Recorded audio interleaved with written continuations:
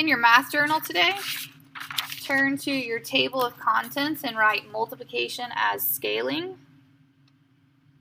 Multiplication as scaling,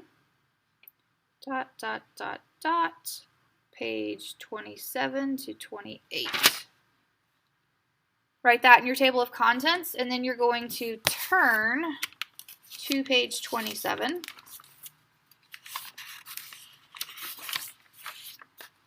We're going to glue down 2 pages. This is the first page that we are going to glue down on page 27. Make sure you write page 27 wherever you are keeping up with your page numbers, and then glue this down. Turn to page 28. Write page 28 wherever you are keeping up with page numbers, and then glue down this page onto page 28. So you're going to turn back to page 27, and we're going to take notes on scaling. It says find the product of each. So we're going to put a 1 under it. We're going to multiply 2 times 1 is 2, 1 times 3 is 3. Put a 1 under it, 3 times 1 is 3, 1 times 4 is 4. Put a 1 under it, 4 times 2 is 8, 1 times 3 is 3. 8 thirds is 2, and 2 thirds. Now, what effect do the fractions have on the whole numbers? So we're looking at what effect the fraction has on these whole numbers. So we had the whole number 2, and when we multiplied it by this fraction, it got smaller. We had this number, whole number 3, when we multiplied it by a fraction, it got smaller. When we had this whole number 4 and we multiplied it by this fraction, it got smaller. It's still over a whole number, but 2 and 2 thirds is smaller than 4. So it got smaller.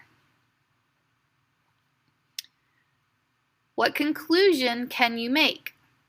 This is going to be a very important conclusion. You're going to use this conclusion often. When multiplying,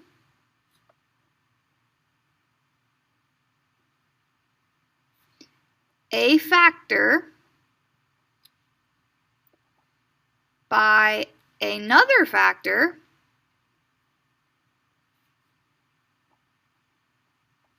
less than 1, your product is smaller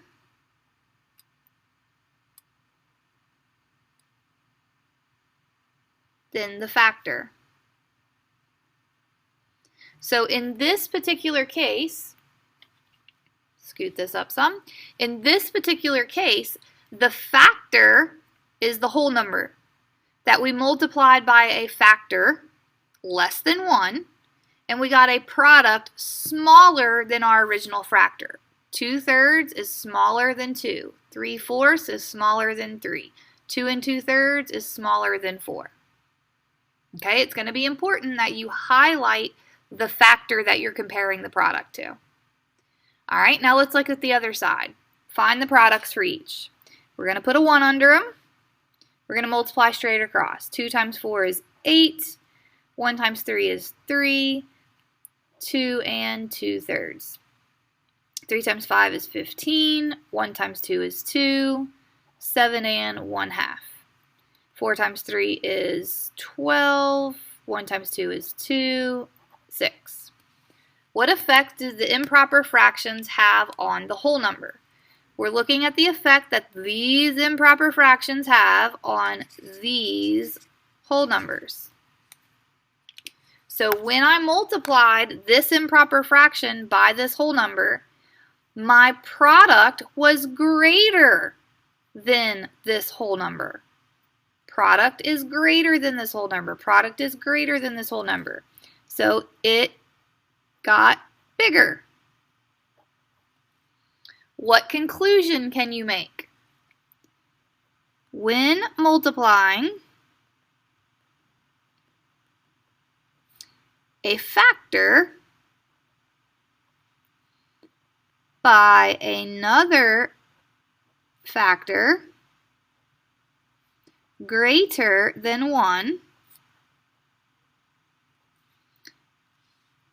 that should say your product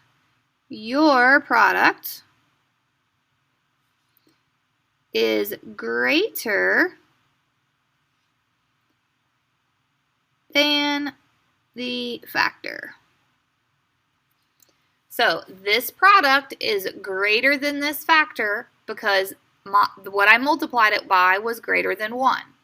This product is greater than this factor because what I multiplied it by is greater than 1. This product is greater than this factor because what I multiplied it by is greater than 1.